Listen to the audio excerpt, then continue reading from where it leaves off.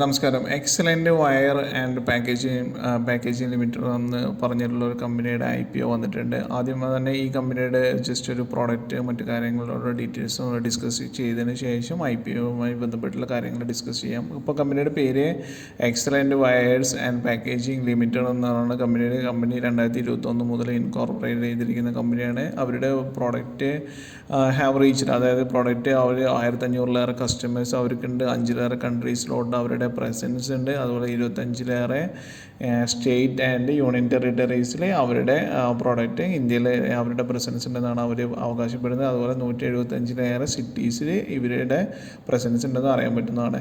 ഇനി ഇവരുടെ കമ്പനിയുടെ പ്രോഡക്റ്റ് എന്ന് പറയുന്നത് മെയിനായിട്ട് ഈ വയേഴ്സാണ്. വയർ പ്രോഡക്റ്റ്, അതുപോലെ തന്നെ പാക്കേജിങ് പ്രോഡക്റ്റ്, ഇതാണ് മെയിനായിട്ട് ഇവരുടെ ഒരു പ്രോഡക്റ്റ്. വയർ എന്ന് പറയുന്നത് നമ്മൾ ഈ സ്റ്റീൽ വയർ, ബ്രാസ് വയർ, മറ്റു കാര്യങ്ങൾ. അപ്പോൾ അതിൻ്റെ ഒരു പ്രോഡക്റ്റ് പോർട്ട്ഫോളിയോയിലോട്ട് പോവുകയാണെങ്കിൽ include array of wires such as mild steel wire, അതുപോലെ തന്നെ ഗാൽവനൈസ്ഡ് സ്റ്റീൽ വയർ, അതുപോലെ തന്നെ സ്പ്രിംഗ് സ്റ്റീൽ വയർ, അതുപോലെ തന്നെ round stitching wires, spiral binding wires, stainless steel wires, brass wire, copper wire, wire ropes crafted from premium grade high carbon or stainless steel wire, optionally coated with PVC or enhanced durability. പിന്നെ അതുപോലെ തന്നെ packaging product, different ആയിട്ടുള്ള packaging product, strapping rolls, BOPP, self adhesive types, ഇത്രയും കാര്യങ്ങൾ. അപ്പോൾ ഇത് എന്ന് പറഞ്ഞാൽ വയറിൻ്റെ പല ക്വാളിറ്റിയിലുള്ള പല മെറ്റീരിയൽസിനും ഇതിലുള്ള ഇമ്പ്രൂവ്ഡ് ആയ ക്വാളിറ്റിയുള്ള പ്രോഡക്റ്റ് റേഞ്ചസ് അവർ പ്രിപ്പയർ ചെയ്യുന്നുണ്ടെന്ന് അറിയാൻ പറ്റുന്നതാണ്. ഇതൊക്കെയാണ് ഇവരുടെ പ്രോഡക്റ്റിൻ്റെ ജസ്റ്റ് ഫോട്ടോസ്.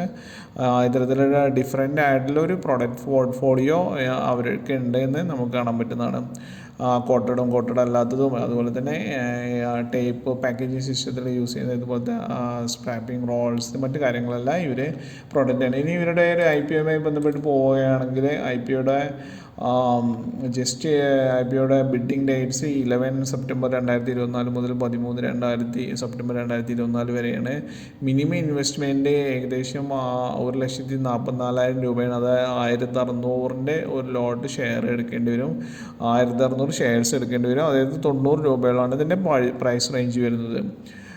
പിന്നെ അതുപോലെ തന്നെ മറ്റു കാര്യങ്ങൾ നോക്കുകയാണെങ്കിൽ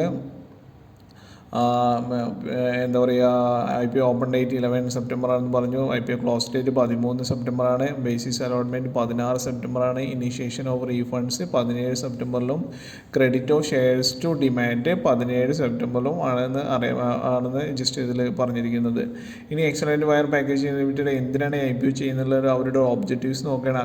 acquisition of land and construction of building, അവരുടെ ഒരു ലാൻഡും മറ്റ് കാര്യങ്ങളും അവർ എൻലാർജ് ചെയ്യുന്നതിന് ഭാഗമായിട്ടുള്ളതാണ്. പിന്നെ അതുപോലെ തന്നെ acquisition of plant and machineries വാങ്ങാം. പിന്നെ അതുപോലെ funding additional working capital requirement and general corporate purposes, അതായത് പ്രോഡക്റ്റും അവരുടെ ഒരു കമ്പനിയുടെ ഒരു ഇതിന് വേണ്ടിയിട്ട് ആസ് യൂഷ്വൽ എല്ലാവരും IPO ചെയ്യുന്നത് പോലെ തന്നെ എല്ലാ റീസൺസ് ആണ് എന്ന് കാണാൻ പറ്റുന്നതാണ്. പിന്നെ ഇതുമായി ബന്ധപ്പെട്ടുള്ള IPOയുടെ ഒരു ഫിനാൻഷ്യൽ ഡീറ്റെയിൽസ് നോക്കുകയാണെങ്കിൽ റവന്യൂ ഫ്രം ഓപ്പറേഷൻസ്, അപ്പോൾ അവർക്ക് ഓപ്പറേഷൻസ് ഒരു കഴിഞ്ഞ 2 വർഷത്തെ സ്റ്റാറ്റസ് നോക്കുകയാണെങ്കിൽ 2026 അത് 728 കോടി രൂപയായിരുന്നു. അത് 2024 1,540 കോടി രൂപയായിട്ട്, അതായത് ഓൾമോസ്റ്റ് ഡബിൾ ആയിട്ടുണ്ടെന്ന് കാണാൻ പറ്റുന്നതാണ്. പാറ്റ്, അതായത് പ്രോഫിറ്റ് ആഫ്റ്റർ ടാക്സ് നോക്കുകയാണെങ്കിൽ 4.73 കോടിയായിരുന്നു 2022. അത് 2024 82.98 കോടിയായിട്ട് മാറിയിട്ടുണ്ട്. പിന്നെ അതുപോലെ തന്നെ ജസ്റ്റ് ഇമ്പോർട്ടൻ്റ് ആയിട്ട് ക്യാഷ് ആൻഡ് ക്യാഷ് ഇക്വലൻസ് 0.93 ആയിരുന്നു 75.50 ആയിട്ട് ഇത് മാറിയിട്ടുണ്ടെന്ന് കാണാൻ പറ്റുന്നതാണ്. ഇനി ഇത് മാത്രം ഏണിംഗ് പെർ ഷെയർ ആണെങ്കിൽ 0.19ഉം ഇത് 3.32 ആയിട്ടും കാണാൻ പറ്റുന്നതാണ്. ഇനി ഇവരുടെ ജസ്റ്റ് ഒരു SWOT, സ്ട്രെങ്ത്, വീക്ക്നെസ്, മറ്റു കാര്യങ്ങളൊക്കെ നോക്കുകയാണെങ്കിൽ strength, excellent wire package as diversified its product offering to cater the broader customer needs, അതായത് ഡിഫറെൻ്റ് ആയിട്ടുള്ള പ്രോഡക്റ്റ് ഇവർക്ക് ഉണ്ടെന്നാണ് പറയുന്നത്. Company current has 800 metric ton per annum installed capacity and plan to purchase a new plant and machinery to add 1,310 metric ton per annum installed capacity. അപ്പോൾ അത് increase ചെയ്യുന്നുണ്ടെന്ന് അറിയാൻ പറ്റും. അവരുടെ strength 850 1,310 the company plans to extend its presence to customers in the Gujarat region to serve wide customer base and capitalize new opportunities, അതായത് business അവർ increase ചെയ്യുന്നുണ്ടെന്ന് കാണാൻ പറ്റുന്നതാണ്.